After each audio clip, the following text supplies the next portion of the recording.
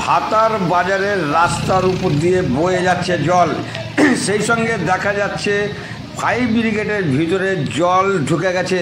Fire ব্রিগেডের ভিতরে জলে থই থই করছে, সেই ছবি আপনারা দেখছেন এমবিএস নিউজের পক্ষ থেকে। ভাতার ফায়ার ব্রিগেডে ঢুকে গেছে জল, সেই ছবি আপনারা দেখছেন। রাস্তার উপর দিয়ে পারাপার হচ্ছে জল, সেই ছবি আপনারা দেখছেন এমবিএস নিউজের পক্ষ থেকে। সরাসরি আমরা সেই ছবি দেখাচ্ছি, আপনারা সেই ছবি সরাসরি দেখতে পাচ্ছেন।